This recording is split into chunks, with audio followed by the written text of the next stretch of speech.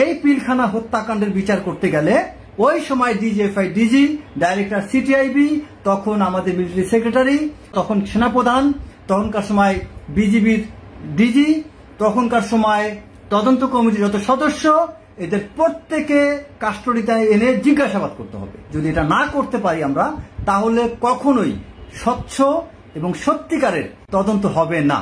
এই পিলখানা হত্যাকাণ্ডের সুষ্ঠু বিচারের জন্য, সুষ্ঠু তদন্তের জন্য যে তদন্ত কমিটি গঠন করা হবে, সেখানে সার্ভিং হোক আর রিটায়ার্ড হোক, যেসব মিলিটারি অফিসাররা এই পুরো প্রক্রিয়া সম্পর্কে ভালো ধারণা আছে, যারা জানেন, তাদেরকে এখানে নিয়োগ দিতে হবে। ব্রিগেডিয়ার রফিক, তিনি কি পরে মেজর জেনারেল হননি? তারপরে সেখানে ছিলেন মোহাম্মদ মঈনুদ্দিন আবদুল্লাহ, যিনি যুগ্ম সচিব ছিলেন মন্ত্রী পরিষদ বিভাগে, যিনি বর্তমানে দুদকের চেয়ারম্যান। তিনি কি রেওয়ার্ডের হননি? এই মঈনুদ্দিন আবদুল্লাহ একসময় কৃষি সচিব ছিলেন, একসময় শিল্প সচিব ছিলেন, এবং তিনি আরো গুরুত্বপূর্ণ দায়িত্ব পালন করে। স্বৈরাচারী শেখ হাসিনা সরকারের অনেক ঐতিহাসিক নির্মম ঘটনা রয়েছে, তার মধ্যে একটি হচ্ছে পিলখানা হত্যাকাণ্ড। পিলখানা হত্যাকাণ্ড শেখ হাসিনার যে ইন্ধন এবং ভারতের যৌথ প্রযোজনায় যে এই ঘটনা ঘটেছে, তা ইতিমধ্যেই কিন্তু বাংলাদেশের মানুষের কাছে স্পষ্ট হয়ে গিয়েছে। তো এই পিলখানা হত্যাকাণ্ডে কারা কারা জড়িত আছে, কোন কোন মেজরকে ধরলে এই পিলখানার প্রকৃত ঘটনা বের হবে, অবশেষে এ বিষয় নিয়ে আলোচনা তথ্য দিয়েছেন একজন সাবেক কর্মকর্তা। সাবেক এই সেনা কর্মকর্তার কথাগুলো শুনলে আমরা বুঝতে পারবো যে কোন কোন মানুষ বা কোন কোন মেজর এই হত্যাকাণ্ডে সরাসরি জড়িত ছিল। চলুন আমরা তার আলোচনা শুনে আসি, এরপর বিস্তারিত কথা বলবো। আমরা আসলে অনেকেই পিলখানা হত্যাকাণ্ডের অনেক রহস্য, অনেক গল্প অনেকভাবে আমরা শুনেছি, তদন্ত কমিটি নিয়েও অনেক কথা শুনেছি, কিন্তু তদন্ত কমিটি এবং এই হত্যাকাণ্ডের পেছনের আড়ালের কিছু গল্প, সত্যিকার অর্থে বা প্রকৃত অপরাধী যারা, সেই অপরাধীদের নিয়ে কিন্তু আমরা খুব কম মানুষ কথা বলি। আমি আজকে সেই প্রকৃত অপরাধী যারা আড়ালে রয়ে গিয়েছেন, যেই নামগুলো উচ্চারিত হয় না, সে প্রসঙ্গে আমি কিছু কথা বলবো। আমি আগে বলে নিচ্ছি, আমি যাদের নাম নিচ্ছি তারা যে অপরাধী প্রমাণিত তা না, কিন্তু কিছু ফ্যাক্টস ফাইন্ডিং আছে, যেগুলো আমরা যদি চেক করি তাহলে প্রকৃত অপরাধীদের বের করা সম্ভব। আমি আবার রিপিট করে বলছি, আমার এই লাইভে আমি যে তথ্যগুলো প্রদান করব, সেই তথ্যের দ্বারা আমি নির্দিষ্ট কোনো ব্যক্তিকে আমি বলছি না সে অপরাধী, তবে আমি যে ফ্যাক্টগুলো বা যে লজিকগুলো দেখাবো সেটা অনুসরণ করলে প্রকৃত অপরাধী ধরা সম্ভব, এটা আমি চ্যালেঞ্জ করতে পারি। তাহলে আসি এবার পিলখানা হত্যাকাণ্ডের সাথে কারা কারা এখানে কোন বিষয়গুলো আমলে আনা উচিত এবং কোন কোন প্রশ্নের উত্তর আমাদের খুঁজে বের করা খুব জরুরি। যেমন ধরুন কয়েকটা বিষয়। নাম্বার 1, এই যে তদন্ত কমিটি গঠন করা হয়েছিল, এই ব্যক্তিদের গ্রহণযোগ্যতা, তাদের ব্যাকগ্রাউন্ড, এটা আমাদের চেক করা উচিত। কারণ যে তদন্ত কমিটি তদন্ত করেছে সেই বিষয়গুলো অনেক বেশি প্রশ্নবিদ্ধ, সেটার কারণ আছে। এই তদন্ত কমিটির সদস্যদের ব্যাপারে আমি পরে বর্ণনা করব। তার পূর্বে আসবো আমি পিলখানা হত্যাকাণ্ড যে তারিখে ঘটে, আপনি 25 ফেব্রুয়ারির আগের থেকে আমাকে কিছু বিষয়ে আমাকে চেক করতে হবে। কি কি বিষয় চেক করতে হবে আপনারা খুব খেয়াল করে শুনবেন, এবং আমার এই কথাগুলো যদি লজিক মনে হয় আপনারা রিয়াক্ট করতে পারেন, আপনার কথাগুলো শেয়ার করতে পারেন। পিলখানা হত্যাকাণ্ড ঘটে 25 ফেব্রুয়ারি, এবং এই পুরো জিনিসটার সাথে আমরা 22-23 তারিখ থেকে অনেক কিছু আমরা দেখে আসছি। এখন কথা হচ্ছে, পিলখানা হত্যাকাণ্ডের সময় যেই মানুষগুলো, যে অফিসারগুলো হত্যা হয়েছে, তাদের অধিকাংশ বা বলতে গেলে সবাই ন্যাশনালিস্ট ছিলেন, জাতীয়তাবাদী আদর্শের। এই জাতীয়তাবাদী আদর্শের সব অফিসারগুলো কি করে হঠাৎ করে পিলখানায় পোস্টেড হইলেন, মানে বিডিআরে কেন তাদেরকে পোস্টিং দেওয়া হলো? যিনি এই জাতীয়তাবাদী আদর্শের ন্যাশনালিস্ট অফিসারদেরকে বিডিআরে পোস্টিং দিয়েছেন, যিনি বা যারা, তাদের কি কোনো উদ্দেশ্য থাকার কথা? খুব স্বাভাবিক না। নাম্বার 1 প্রশ্ন, আপনাদেরকে আমি আগে বলে নিচ্ছি কে অপরাধী। আমি বলছি না যে এই ব্যক্তি অপরাধী, আমি ফ্যাক্টগুলো বলছি, লজিকগুলো আপনারা নোট করে রাখবেন। যেসব অফিসার এখানে হত্যা হয়েছে, এই অফিসারগুলোর অধিকাংশে আমরা স্বীকার করি এরা ন্যাশনালিস্ট ছিলেন, জাতীয়তাবাদী আদর্শের। আপনার কর্নেল গুলজার থেকে শুরু করে কর্নেল এমদাদ, যত অফিসার আছে, কর্নেল মুজিব, কর্নেল এলাহি, সব অফিসারগুলোর নাম নিলে আমরা জানতে পারি তার কোন আদর্শের। এই সব অফিসারগুলো, গুলজারের নাম সবাই জানেন, এই কর্নেল গুলজার সহ ন্যাশনালিস্ট আদর্শের যে অফিসার, তাদেরকে ঠিক হত্যাকাণ্ডের আগে পোস্টিং দেওয়া হয়েছিল। এই পোস্টিংটা কে করেছিলেন? এখন আপনারা হয়তো অনেক উত্তর দিবেন। নাম্বার 1 প্রশ্ন। আচ্ছা, নাম্বার 2 আপনাদের কাউন্টার প্রশ্ন হতে পারে যে সামরিক বাহিনীর তখন যিনি সামরিক সচিব ছিলেন তিনি পোস্টিং করেছেন।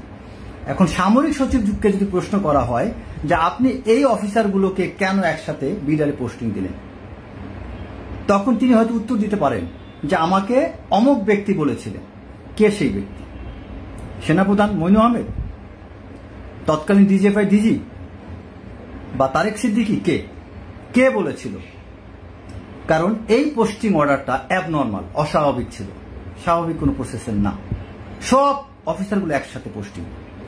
নাম্বার 2 প্রশ্ন, আপনারা খেয়াল করে আমার লজিকগুলো খেয়াল করবেন।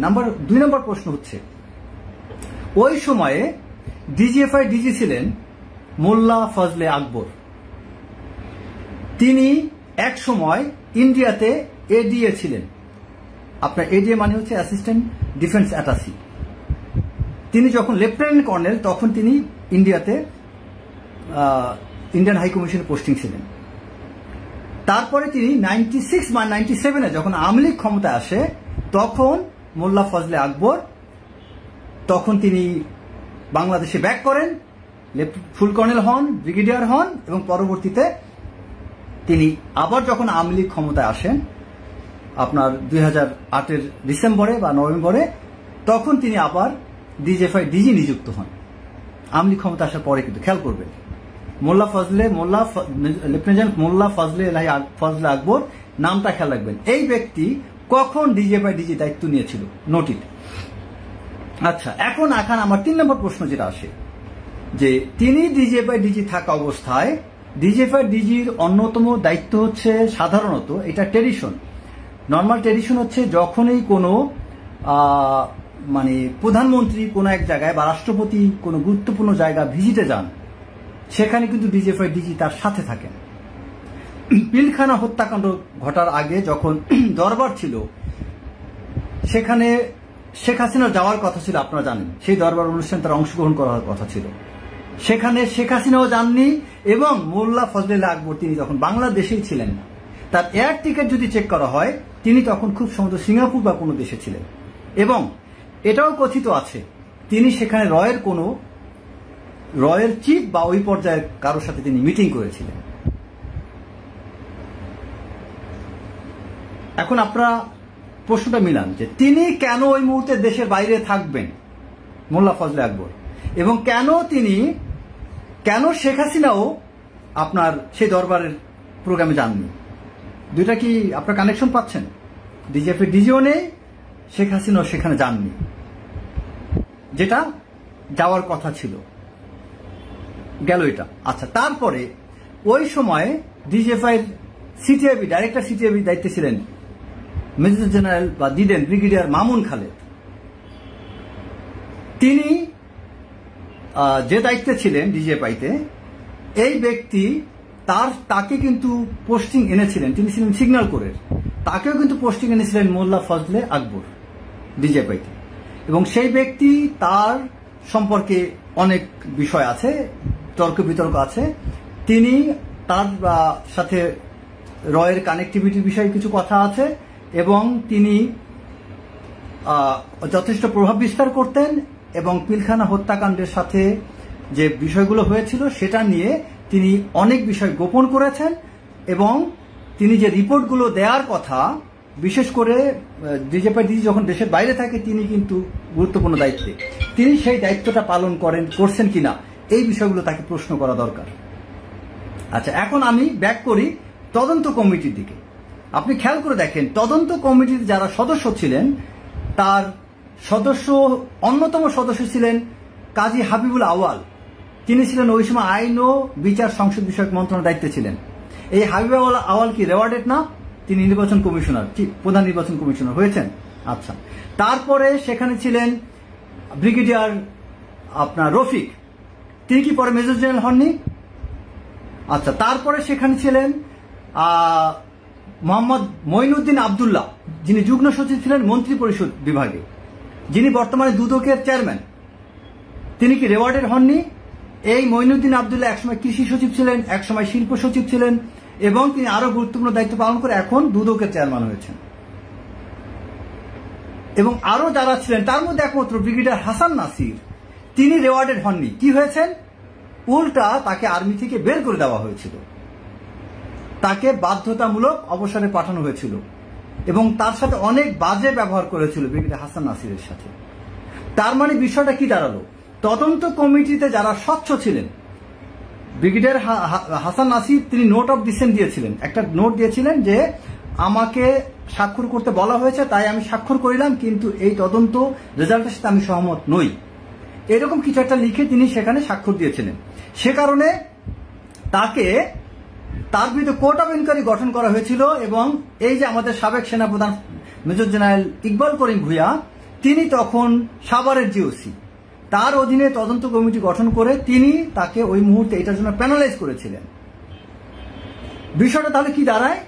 এটা কি একটা প্রশ্নের উত্তর হয় না যে ওই তদন্ত কমিটির যারা স্বচ্ছভাবে কাজ করেছে তারা পানিশড হয়েছে, যারা রেওয়ার্ডেড হয়েছে তার মানে তারা স্বচ্ছভাবে কাজ করে নাই, তার মানে তদন্ত কমিটি কোনোভাবেই গ্রহণযোগ্য না।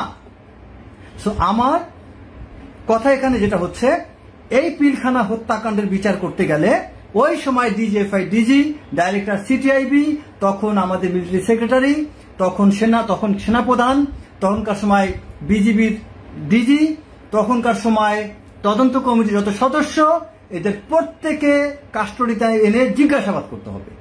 যদি এটা না করতে পারি আমরা, তাহলে কখনোই স্বচ্ছ এবং সত্যিকারের তদন্ত হবে না। এই পিলখানা হত্যাকাণ্ডের সুষ্ঠু বিচারের জন্য, সুষ্ঠু তদন্তের জন্য যে তদন্ত কমিটি গঠন করা হবে, সেখানে সার্ভিং হোক আর রিটায়ার্ড হোক, যেসব মিলিটারি অফিসাররা এই পুরো প্রক্রিয়া সম্পর্কে ভালো ধারণা আছে, যারা জানেন, তাদেরকে এখানে নিয়োগ দিতে হবে এবং এই তদন্তর সাথে যেসব ব্যক্তিরা আপনার এখানে কাজ করবেন তাদেরকে পূর্ণ স্বাধীনতা দিতে হবে। একই সাথে আমাদের বর্তমান স্বরাষ্ট্র উপদেষ্টা লেফটেন্যান্ট জেনারেল জাহাঙ্গীর, তার ব্যাপারে যদি কোনো সন্দেহ বিতর্ক থেকে থাকে, তাহলে এই তদন্ত প্রক্রিয়া তার প্রভাব মুক্ত রাখতে হবে।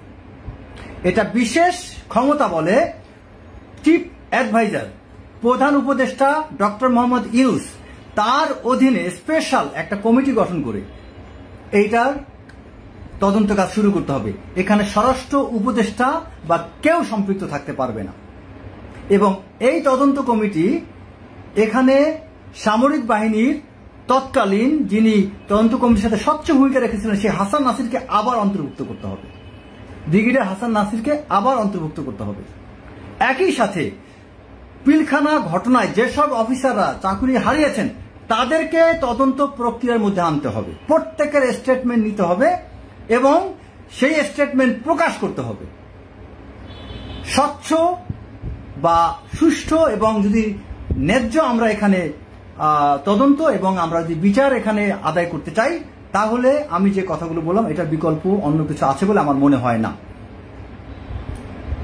তো আমি সবাইকে অনুরোধ করব, আপনারা এই বিষয়টা সাথে অন্য কোনো বিষয় থাকলে সেটা আপনারা এখানে উল্লেখ করতে পারেন, আমার এটাকে শেয়ার করে সেখানে কমেন্টসও লিখতে পারেন যে হ্যাঁ এটার সাথে এই বিষয়টা করা যেতে পারে।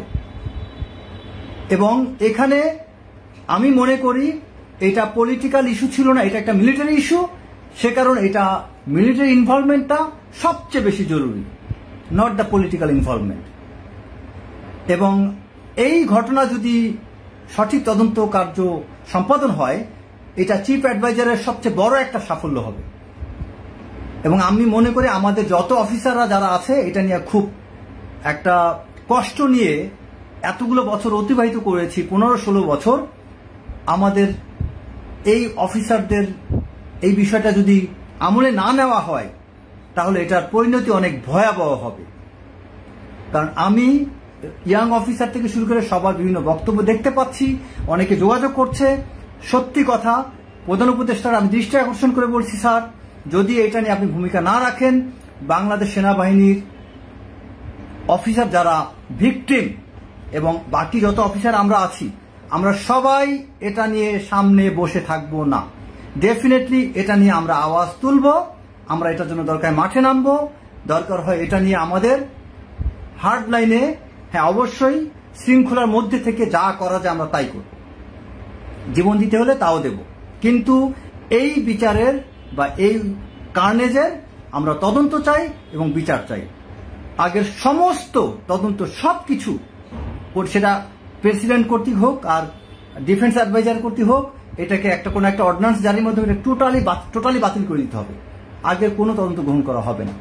এবং শুধু তা না, পিলখানায় হত্যাকাণ্ডে আপনার যে সবচেয়ে বড় অপরাধী যারা, তাদেরকে বাঁচানোর জন্য অনেক অফিসারকে ভিকটিম করা হয়েছে, সেই ব্যক্তিগুলোকে রেওয়ার্ডেড করতে হবে, তাদের ক্ষতিপূরণ দিতে হবে। যাদেরকে বাঁচানো হয়েছে প্রত্যেককে টেনে আনতে হবে। শুধু শেখ হাসিনা না, আমাদের সামরিক বাহিনীর অনেক মানুষ এটার সাথে যারা, বিশেষ করে ডিজিএফআই ডিজি, তৎকালীন যিনি ডিজি ছিলেন তার মতো মানুষ এবং আরো অন্যান্য যারা ছিলেন, তাদেরকে ডেকে জিজ্ঞাসাবাদ প্রপারলি করলে সবকিছু বের হয়ে আসবে, কিছু লুকানো যাবে না। সবাই ভালো থাকবেন। আসসালামু আলাইকুম। দর্শক, পিলখানা হত্যাকাণ্ড নিয়ে আলোচনা শুনেছেন, কোন কোন মেজর জড়িত আছে। পিলখানা হত্যাকাণ্ডের সুষ্ঠু তদন্তের মাধ্যমে বিচার করা এটা শুধুমাত্র সময়ের দাবি, আর এটা করা অত্যন্ত জরুরি। দেশের সবচেয়ে সূর্য সন্তান 57 জন সেনা অফিসারকে এই হত্যাকাণ্ডে হত্যা করা হয়েছিল এবং অসংখ্য বিডিআরকে এবং অসংখ্য আর্মি সেনা সদস্যদেরকে তাদেরকে চাকরিচ্যুত করা হয়েছে, তাদেরকে জেল দেওয়া হয়েছে, বছরকে বছর তারা জেল খেটেছে, তারা পরিবার থেকে নিঃস্ব হয়েছে। এই যে সেনা অভ্যুত্থান, এই যে বিডিআর হত্যাকাণ্ড হয়েছে, এই জন্য যারা জড়িত ছিল, যারা ইন্ধন দিয়েছে, প্রত্যেকের বিচার করতে হবে এবং প্রত্যেকের সর্বোচ্চ শাস্তি নিশ্চিত করা অত্যন্ত জরুরি এবং ইতিমধ্যে সেই প্রক্রিয়া চলছে। আমরা দাবি করব যত তাড়াতাড়ি সম্ভব হেফাজতের বিচার, এই বিডিআর হত্যাকাণ্ডের বিচার দ্রুত করে ফেলা হোক।